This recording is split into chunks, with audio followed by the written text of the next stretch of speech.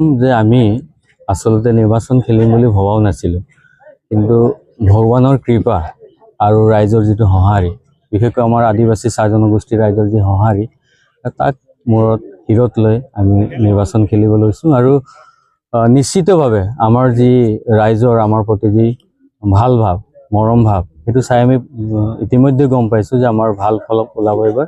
আমি নিশ্চিতভাৱে এইটো সমষ্টিত প্ৰথমবাৰৰ বাবে আমি জিকিম। আৰু আপোনালোকক মই ধন্যবাদ জনাইছোঁ, প্ৰথমবাৰৰ বাবে এনেধৰণৰ মিডিয়াৰ আগত মই ফেচ কৰিছোঁ, জীৱনত প্ৰথমবাৰ। গতিকে আপোনালোকক সকলোকে ধন্যবাদ জনাইছোঁ। আমি যি আমাৰ পৰিকল্পনা আমি যি চাইছোঁ আৰু আমাৰ কাৰ্যকৰ্তাসকল যি কৈছে, যিখিনি বাৰ্তা আমাক প্ৰদান কৰিছে, আমি লগভগ 60,000 ওচৰ আমি ভোট পাম। যেহেতু আপুনি অন্য এটা দল বিজেপি দলৰ পৰা ইয়ালৈ আহিছে, গতিকে সেই বস্তুটো আপোনাক সেই ভোটখিনি যিটো পূৰ্ব নিৰ্বাচন আপুনি হয়তো ৰাইজক বিজেপিৰ পক্ষে ভোটদান দিবলৈ কৈছে, এইবাৰ আপুনি ঝাৰখণ্ড মুক্তি মৰ্চা, গতিকে এইটোৱে কেনেধৰণে প্ৰভাৱ পেলাব, সেই ভোটটো আপুনি আনিবলৈ সক্ষম হ'ব পাৰিব বুলি ভাবে?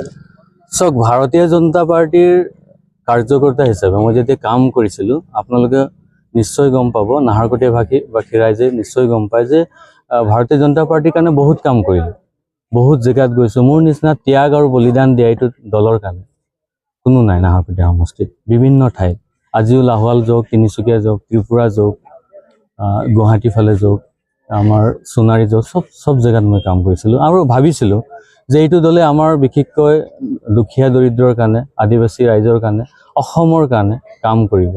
কিন্তু তেখেতসকলে কাম নকৰিলে।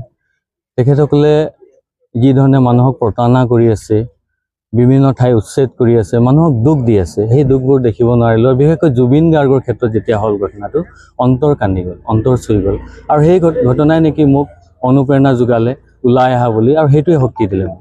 আৰু জুবিন গাৰ্গৰ যি আমাৰ অসমৰ প্ৰতি যি ত্যাগ আৰু বলিদান, সেইটো আমি সদায় সোঁৱৰি যাম। আৰু সেইখিনি কথালৈ মানে আমি আগবাঢ়িছোঁ। আৰু অলপ আজি আমাৰ বিধায়িকা কিবা এটা প্ৰেছ মিট দিয়া শুনিছোঁ, তেখেতে কিবা দুৰ্নীতিৰ কথা কৈ আছে। আচৰিত কথা, লজ্জাজনক কথা। আপুনি দয়াল দাস পানীকা আঁচনি দিয়াৰ নামত 5,000 টকা ঘোষ দিছিল, 25,000 টকা ঘোষ দিছিল বুলি কৈছে। তেখেতে এইটো কৈ আছে, লজ্জাজনক কথা। যিটো দল আমি গঠন কৰিলোঁ, আৰু সেইটো যিটো তেখেতে কৈ আছে অতিকে আচৰিত। আপোনালোকে এফিডেভিট তেখেতৰ চাইছে চাগে, এফিডেভিটত মোৰ কোনো দুৰ্নীতি বুলি বস্তুটো নাই, তাত দুৰ্নীতি কোনো ওলোৱা নাই। তেখেতৰ নিজৰ 10 কোটি টকা বিভিন্ন ঠাইত মাটি লোৱা আৰু 21টা বৃহৎ কোম্পানী তেখেতৰ শ্বেয়াৰ আছে বুলি ইতিমধ্যে ওলাইছে। সঞ্জয় বাগৰ কেইটকা আছে?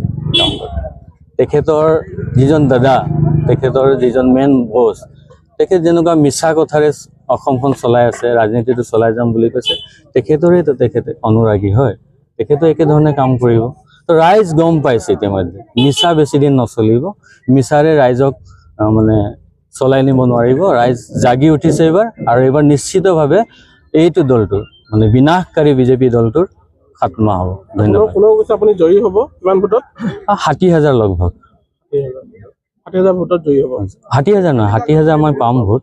60,000 জয়ী হ'লে ব্যৱধানটো আমি 20-25,000 ভোটত আমি জয়ী হ'ম।